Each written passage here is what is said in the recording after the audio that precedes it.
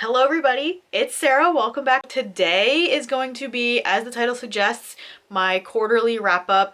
Yes, I realize it is currently May, which is why I'm finally going to do this, because I don't want it to be, get to July and all of a sudden I have a half year wrap up instead of my quarterly thing like I wanted to do. So I do have this coming out, and I also have a quarterly haul coming out. So I'm going to do my quarterly stuff in May. It's a little bit late, but that's how I roll. So we're gonna go with it. We're gonna roll with it like usual. I'm also cheating the hell out of this because I don't remember half of the books I read. So I read a total of, this is between January and the end of March. I read a total of 17 books. And I'm going to tell you that a vast majority of these were probably audiobooks. There were a couple short stories, which if you've been watching any of my videos, you already know I did a short story vlog. So we're just gonna go into what I read in the first 3 months of the year. So the first book I read, or listened to, I should say, is Rafe by Rebecca Weatherspoon. This is a male nanny romance, which is a first for me. So I ended up giving this one 4 stars. I'm cheating on my Goodreads, by the way, because like I said, I don't remember. So I ended up giving this 4 stars. I really enjoyed this one. This was, like I said, a first male nanny romance for me. I've seen a lot of people mostly talk about the companion to this book, which is Zenny. And we do get introduced to Zenny in this book. I think it's our heroine's friend. I actually have not listened to Zenny yet, but I do really want to at some point. I keep forgetting that that's something I want to listen to. But Rafe, again, that was so long ago. It was within the first couple days of January I read this book, and I can barely remember books I read a couple weeks ago, let alone 3 months ago. But again, 4 stars. I really enjoyed that one. The book I read after that, so this actually is the first physical book I read in 2022, and this is actually cheating a little bit because I started this for a Christmas vlog that I wanted to do, and it just never happened. I couldn't get through the books I wanted to get for the vlog. This is the only one I ended up reading, and I didn't finish it until well into January. Apparently I gave this 5 stars according to Goodreads. 4.5 specifically. I gave it to 4.5 stars. I really enjoyed this. It has a lot of Hallmark feels to it, which I don't normally like in my romances because I don't necessarily like to watch Hallmark movies. This is twins who swap places for the holidays. One remains in their family's hometown running the bakery, and the other goes to Los Angeles to cover for her twin sister's reality baking competition show or something like that. Because something happens where she loses her sense of taste. She has some kind of head injury. She loses her sense of taste. And I do remember talking about this book and saying that over New Year's of 2020 going into 2021, I had COVID and I lost my sense of taste and smell. And the description of that whole experience in here was fairly accurate. And it was just like bringing back a lot of like, not necessarily good memories of that, because I still think my taste is still like messed up from my COVID experience. But anyway, I did really enjoy this. It was a lot better than I really expected it to be. I wanted to enjoy it as a fun holiday story, but there was a little bit more to it that I was pleasantly surprised by. The next book I listened to on audio was One Good Earl Deserves a Lover by Sarah McLean. This is the second book of the Rule of Scoundrels series, and I read or listened to the first one, I think it was the end of last year, for the historical romance readathon actually, and that discussed that book in that wrap-up video. I ended up giving this one 4 stars. This one was a lot of fun. We have our heroine Pippa, who approaches our hero Cross, who's the resident rake, asking him to essentially ruin her. She is supposed to get married to this guy who has like a really terrible reputation. Like, he treats women terribly. She has no real idea of sex other than like the anatomy part of it, like the physical part of it. She doesn't understand, like, but the rest of it, she has no idea, but she wants to further research like intercourse and stuff like that. So she approaches him thinking that he would do it because he pretty much has sex with everybody. But he denies her, has no interest in helping her, just because of things that happened in his own past. I remember mentioning in the first book that, because a lot of this revolves around the three men that own and run a gaming hell. And I remember thinking in the first book that I needed more scenes in the gaming hell. We got a really fun one where they were playing cards or something, and that was a really fun scene. And this one has a lot more of that. What was lacking in the first one, I think we got in this book. 4 stars for that one. And next we're going into the 4 short stories I read for my sexy shorts reading vlog. So I'm not going to go into a whole lot of detail of these. I will link that video up in the screen. I don't know what side it's on. I can never remember. So the first one that I read was Captured by a Prince by Emma Castle. And I gave this one 3 stars. It was fine. There was, it's basically a, ménage à trois short story between a prince, a bodyguard, and a missing princess. So they track her down and find her, and they have a steamy night together. And I enjoyed the premise of this, and I wanted more. Like, I wanted this to be a full-on story. I would read the hell out of a book like this, menage or not. So absolutely, that one I gave it 3 stars. I loved it, but like, again, I wanted more to it. The next one I read is Bidding for Keeps by Kay Webster. This is Sorority Secrets #1. I think this was the one I loved the most out of all of the short stories I read for this video, for that video. I ended up giving this one 4 stars. Of course, I didn't write a review for it. But I do remember it's a sorority of supposedly virgins, and they, like, in order to, I think one of their sisters experiences a fire or something that loses everything, so the other sisters put their virginity on a website or something like that for others to bid on. And it was a fun time. I gave it 4 stars. That's all I remember about it. If I don't have a review, I was telling myself that this year I'm going to write reviews of things, so that way when I do my wrap-ups, I'll remember what the hell they were about, what I liked and didn't like about them. I've been doing okay with that. Obviously, I missed a few. But you know, I'll try to be better. I promise. Okay, the next one was Weekend Swap by Susan K. Droney. This was an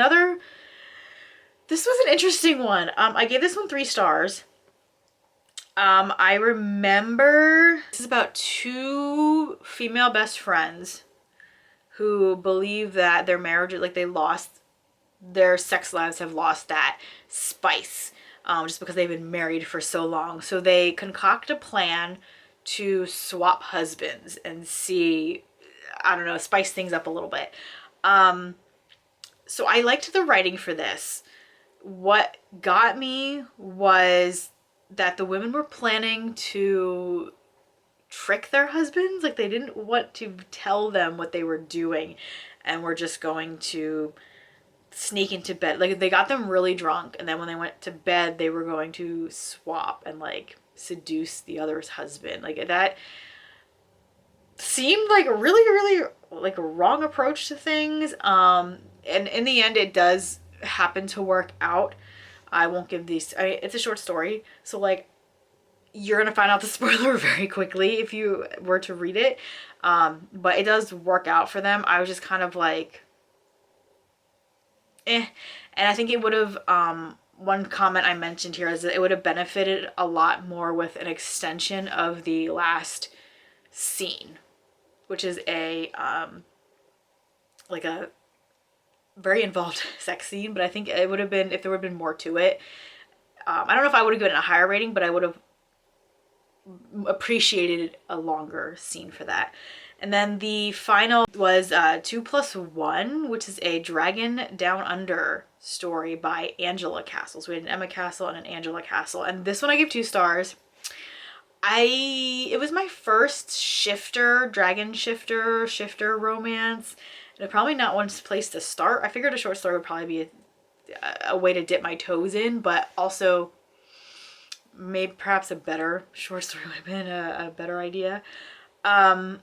So we have our girl Sky, who wakes up in the middle of the Australian desert. She gets dumped there by her boyfriend.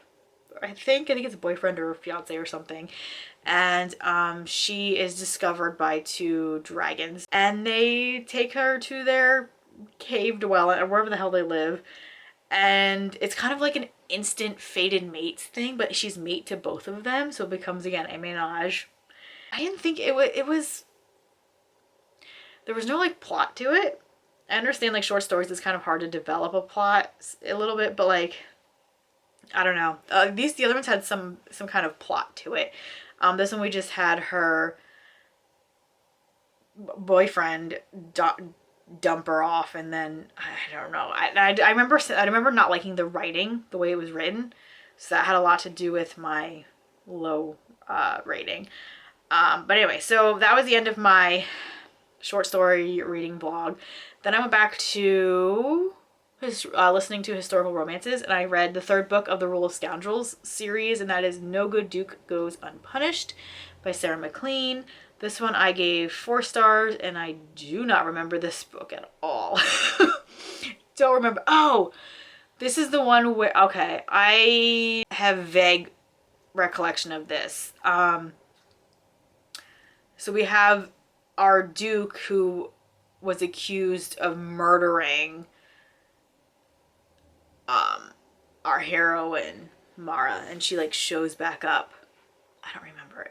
Guys, me and audiobooks sometimes, because I listen to them while I drive and do other things and I'm only like partially paying attention, I tend to forget them very quickly unless it's like Devil's Night and I'm just absorbed and literally laying in bed in the dark for 5 hours listening to the book. But anyway, I did enjoy it. Obviously I gave it 4 stars. So continuing on with our audiobooks, I then listened to I Think I Might Love You by Christina C. Jones. This one I think I finished in one sitting. I loved this novella. It's part of the Love Sisters trilogy. And this is our first sister, Jacqueline, and a veterinarian, which I loved. I remember there was a scene in here where she works at an ice cream shop or something, and he asks for vegan ice cream, and they're not on good terms. Something happened and they had a fight, so she is vengeful and gives him dairy, like regular ice cream instead of dairy-free ice cream, and he has gas. It fucks with his digestive system, and he's so gassy, and he like traps her in a room with him, and oh my god, it just lets him rip. And you have to, if you want to listen to or read this novella, I highly recommend listening to it on audio because the narrators are fantastic, and I think that's absolutely what made me love this novella. And I gave it 5 stars. It's a great one. I definitely highly recommend it. But basically it's about Jacqueline, who, I forget what happens. She like assaults somebody. Somebody breaks into her house, or she thinks someone breaks into her house, and she assaults them. And this is like she has a record, especially with this particular judge who doesn't seem to like her like at all. And she's sentenced to community service. And on top of that, she finds a stray cat on her fire escape, I think, and brings him to the vet, and it's a whole thing. She ends up doing community service at the vet's office, and that's where she runs into our hero. I can't remember his name at the moment, and then it becomes a whole thing, and it's a fun time. I really enjoyed it and definitely highly recommend it. Okay, next is going to be an entire trilogy. I don't think I've ever seen anyone like talk about this book or this series at all, and that's Slivered by Candy Vale. It's the Slivered Souls series. I give this 4 stars. It was something different and interesting. So I literally just found this while I was randomly browsing Hoopla for something to read. I didn't want something like really super long. So I kind of found like a mid-range. It's not a long book. I think it's like, it was like 4 or 5 hours. It was fairly short, but there's 3 of them. So I'm gonna read this because I, again, don't remember basic details. I just remember that it was different and I loved it. So Kisa, our heroine, is suffering from a tragic loss and looks for a way to release her pain. That's when she's introduced to the world of BDSM by Dolor. Dolor is a shifter that feeds off of pain. He started a BDSM club in order to gain access to the pain of humans and supernatural creatures alike, able to take on some of their abilities and attributes depending on how deep he's able to dig into their pain. While trying to help Kisa, he becomes infatuated with her and also intrigued when he realizes that she's anything but human. So we're not exactly sure what she is. We just know she's not entirely human. And I remember the very beginning of this. It introduces our hero Dolor interacting with Lucifer. And Lucifer is a female. They have a female Lucifer. And also, like, I know it does go into the world of BDSM, but I feel like this is a little bit more not 50 Shades. If that makes sense. I feel like it's, I'm not I can't speak from experience, but this seems more realistic to what some people who are into BDSM, like what that lifestyle is like. It seems a healthier sort of relationship. I just remember scenes where, I can't remember if it was this book or one of the other books, where they do something, I don't remember if they have sex or they do something together, and she leaves and he's like all upset because he's like, you didn't let me like bathe you and take care of you after this. And after that I listened to the second book of the series, which is Convalescent, and I gave this one 4 stars as well. I don't remember entirely, like I don't want to give like too much detail. I mean, aside from not remembering most of the detail of the second book, I don't want to give more because spoilers, obviously. But I don't think it's this one. I still don't think we learn what Kisa is yet. I think it's in the 3rd book we finally figure it out. So then of course I read the 3rd book, which is Reclaimed, and gave this 5 stars. We do finally find out what Kisa is. And my review is literally, okay, but this series needs so much more recognition. So I'm just gonna say, if you want something more paranormal, something different and new to read, definitely look into Slivered Souls by Candy Vale. And I remember now, so I was looking up the narrator, Jeremy York, who is the male narrator in this. Jeremy York narrated the male characters of the Devil's Night series. I'm pretty sure that was him. And I loved him. So I was literally looking, you could search Hoopla by narrator to see what books they narrated. So I'm pretty sure that's how I found this series. Just because I wanted to hear his voice some more. So that's that series. Then I read a physical book. Actually, I should say I finished a physical book, finally. And that was The Whispering Dead by Darcy Coates. I think I started this in October I wanted to do a Halloween reading vlog, and clearly never finished it. So I finally finished it in February. February 26th I finally finished this, however many months later. And I gave this one 3 stars. So I don't remember if I mentioned this book in a vlog or not. But I'm going to just, I mean, you can find my reviews on Goodreads if you really want to. I don't know how many people actually follow me on Goodreads. But I'm going to read my little summary for it instead of reading the back. I'll read what I wrote in my review. So Kira awakes in the forest amidst a bad storm with no memory of who she is or how she got there, but she knows she's being hunted by someone. She's injured. She stumbles out of the forest and finds herself in a cemetery. She seeks refuge with the pastor. His name is Adage. After dismissing the men searching for her, he offers her a place to stay in the old groundskeeper's cottage at the edge of the graveyard. Kira quickly discovers that she's not quite alone, as she's able to see the spirits of the dead that have been unable to pass on. One in particular, whose name is Emma, catches her interest, and she begins digging into the lore surrounding the tragic story while befriending a cute doctor named Mason and a local girl named Zoe. Together, they unravel the truth about what happened 40 years ago that shook the small town of Blighty to its core. Now, this book had a lot going for it. I am someone, I've mentioned this several times before, I love paranormal reality shows and ghost stories, and so a book set in a cemetery about ghosts and just like a murder mystery type of thing, I was absolutely here for it. I was so excited for this. The only thing, there was a lot going on in this book. I mentioned this in my review. So we have people hunting her. We still don't know who's hunting her or necessarily why they're hunting her. We don't know who she is, where she came from. None of this is wrapped up in, I mean, this is the beginning of a series, but none of that is wrapped up in this book. There's a lot of different threads of plot and information. It gets a little bit hard to keep track of because we're following the story of, so we're trying to figure out who Kira is while she's getting obsessed about this story of Emma and this tragedy of what happened to her. Then we get an introduction of another like antagonistic character like 2/3 of the way into the book that suddenly becomes a primary villain. In addition to the resident recluse whose family was supposedly involved in Emma's death.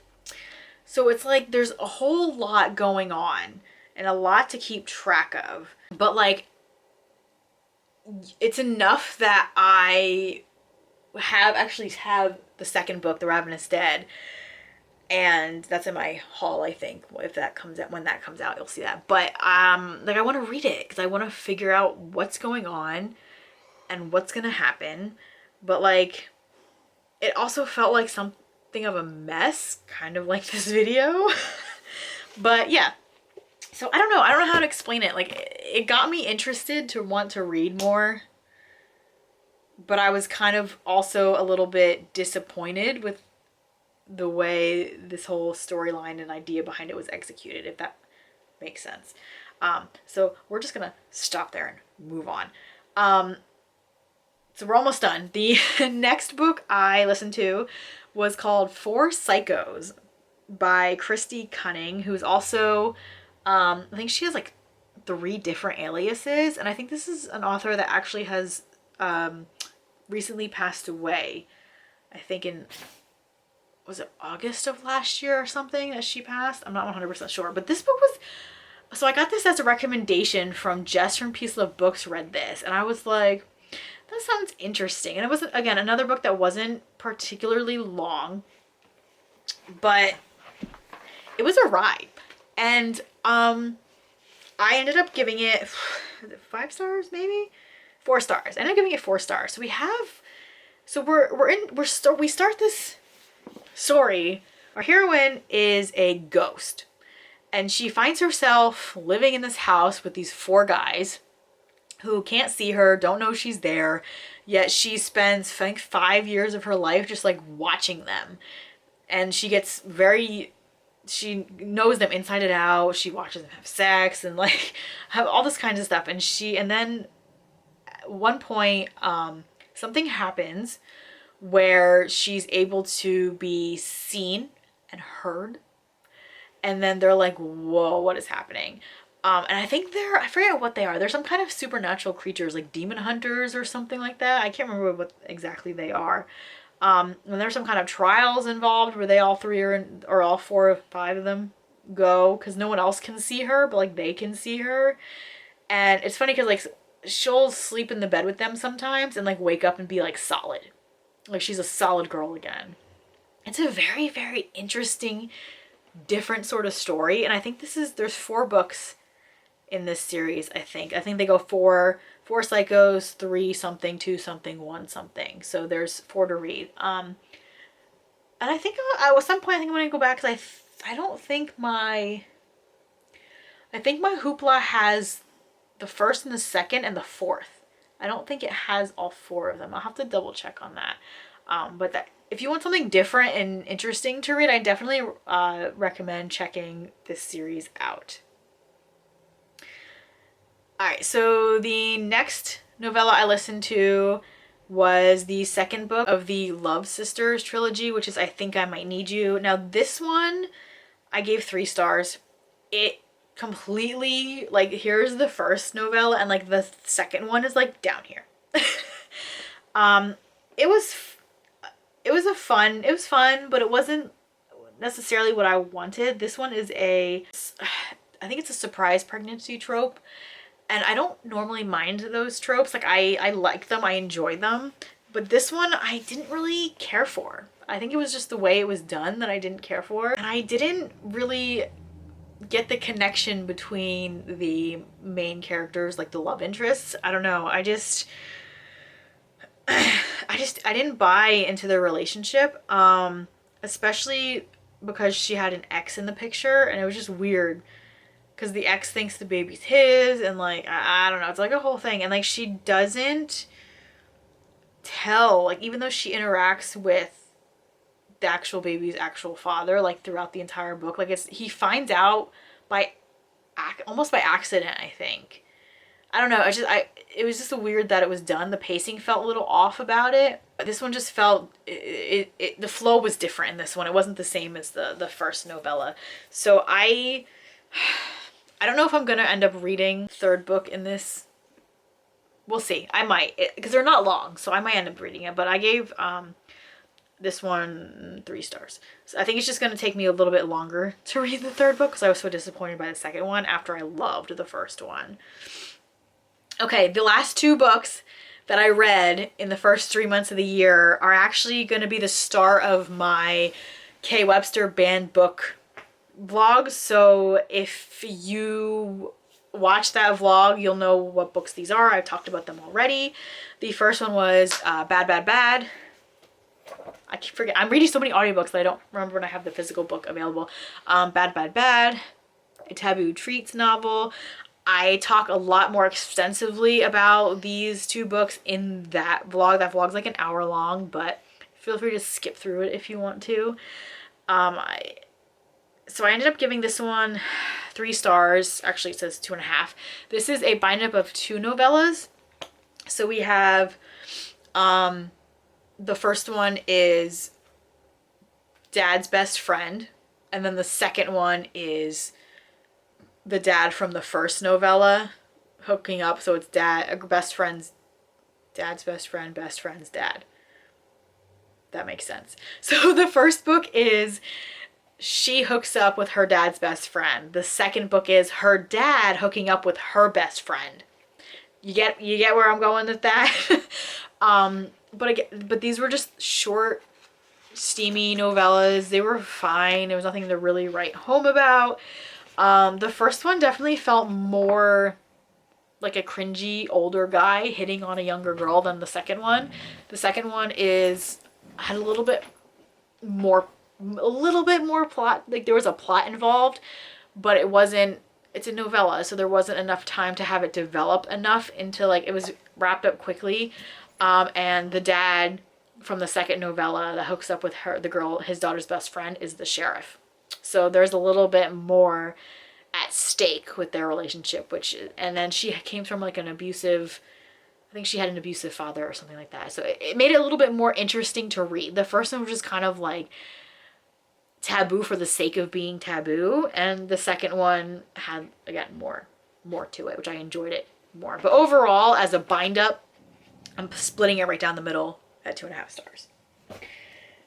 Then the final book of my first quarter of the year that I read was Preach, again, by K. Webster. I ended up giving this one, it says I gave it 4 stars. It's probably like a 3.5, more like. This is another Taboo Treat. It's set in the same universe as Bad, Bad, Bad. There's actually like a whole set of companion novels that are in the same like town, and you get the characters from Bad Bad Bad do show up in Preach. Again, I talk about this a lot more extensively in my K Webster reading vlog, which I will have linked up above. And so this one is about an ex-convict turned preacher who has a thing with a I guess it's like a more of like a wayward teen. I forget why she ends up hanging out with him or going to counseling for him. I forget why. I know she experiences a miscarriage. Wow, I'm blanking. I just watch that vlog because I'm having a blank moment about what goes on in this. I do remember one of the parts about this was they introduced a character. He was in an accident that caused like brain damage, and he's had like issues ever since then, and he comes like a villainous sort of character, which I don't know. But yeah, so I ended up giving this one, I love, like, I'm a sucker for all the taboo, you all know this, dark taboo forbidden romances, especially ones with priests and preachers. What can I say? I like it all. But that was the last book I read before getting into April. Technically, I also started reading The Wild by K Webster, but I mean, if you want to hear my thoughts on that, you can watch that video, like I said, but we'll save that one for my next wrap up because I did finish it on the 2nd of April, so technically that's considered, you know, the second quarter of the year. So I read a total of, I think it was, I don't know how many books that was, 17 maybe. I read 21 so far this year, which is actually puts me ahead of schedule. Normally I'm like so behind.